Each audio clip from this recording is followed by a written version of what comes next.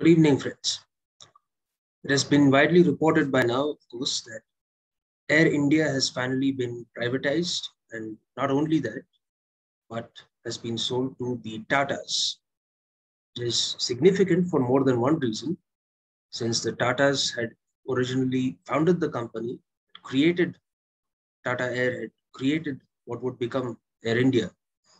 And now that national carrier, which was previously in public hands, a public entity, is being privatized back to their original creators.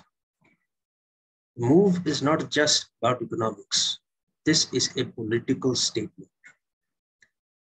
This government, especially since coming back to power in 2019, it has made a very clear agenda of hastening the privatization process in India. This new wave of privatizations that we can expect will target not just companies like Air India. It will target the insurance sector, target the banking sector, target telecommunications.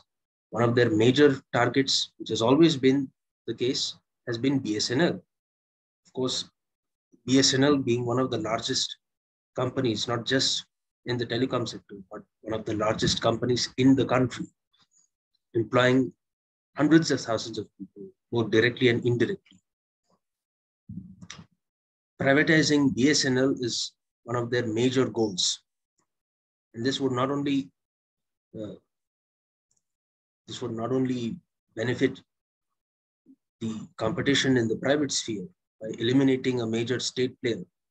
It will also further the process of monopoly, of entrenching the monopoly, the cartel which is emerging in the telecom sector, with Reliance on the one hand and Airtel on the other. There will be only a handful of players dictating rates and dictating terms of services. This is the future that we can expect under a privatized telecommunications market. And yes, Air India is a political statement here, giving it back to the Tatas. It's not just the monetary aspect of it. Now, the other aspect here is, of course, there is one segment of people in social media who seem to suggest that there is a nicer face of capitalism under the Tatas. That somehow this is a sign that they are concerned for the country, and that is why they are purchasing the company back. The fact is that most of the debt that Air India owes will not be borne by the Tatas. Only a fraction of it will be. And the rest of their value for sale would be in the cash element of about 2,700 crores. Here is the report on it.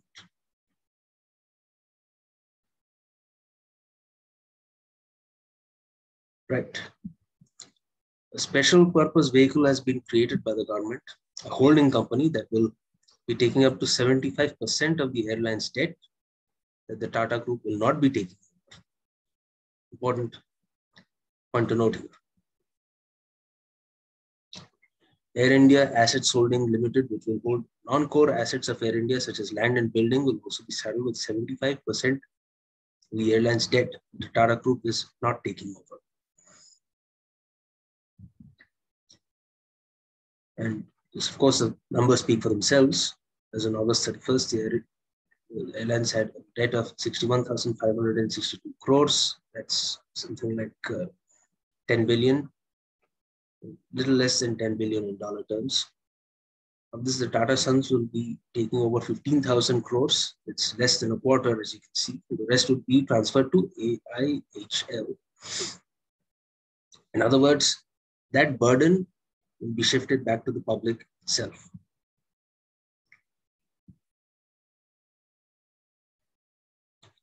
Now, one of the consequences of this privatization, which hasn't been reported as much, is the reaction from the employees of Air India. Air India unions threaten to strike after government asks employees to vacate staff quarters. So yes, right after the privatization was announced, the homes of the employees, the staff quarters where they live, their shelter would be in peril. The response has been joint body of Air India unions told the government has asked them to give an undertaking by the October 15th that the staff will vacate either housing allotments within 6 months or the sale of the airlines. The colony facility should be co-terminus with the employment date. Unions have here demanded that the government should clear the employees' pending dues before asking them to leave the staff quarters. They demanded that the government encash the employees' leave allotments or carry them forward with Tata Sons taking over. Of course, there is no clarity on the matter, and it remains to be seen exactly how the government manages this. But this is a pattern that we will be seeing throughout the country, where privatization is going to hit these major public corporations. BSNL workers are already on the warpath. Here, the government has announced a measure to sell several key assets of the company, including the towers, and monetize optical fiber cables. Basically, the infrastructure of BSNL would now be used for the benefit of private telecom players. This is another way of simply exploiting public sector companies. We build, they exploit.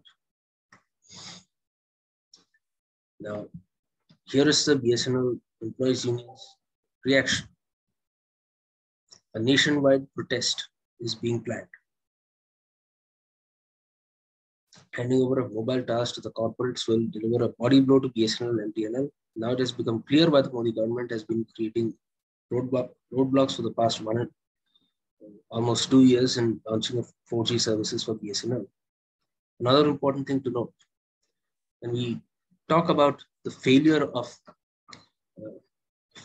public sector companies, it's not just a question of them being unable to compete in the market. This is created. The conditions are created. The game is rigged against them.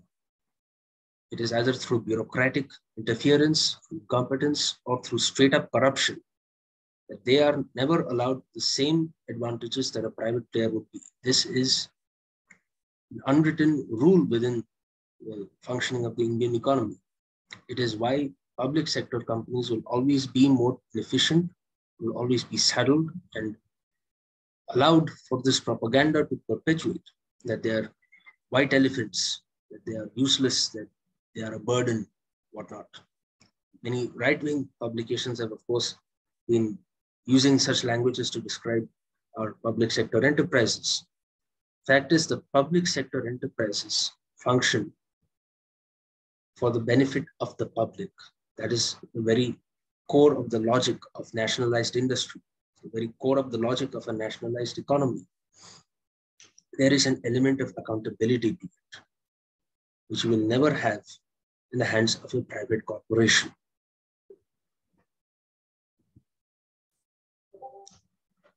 When we are considering this condition under the conditions imposed by the Modi government and the wave of privatizations that are being announced, the only solution, the only way forward against this is by organizing the working class of the public sector companies, organizing them in struggle.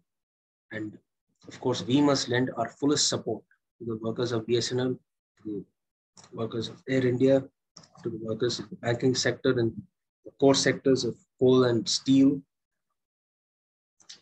and challenge this privatization spree. The Modi government is perhaps the most brazenly pro-corporate, pro-oligarchical government in the recent history in India. And it shows now in the way that they've privatized Air India. It shows where their sympathies, where their direction lies. And we must organize and mobilize to stop them.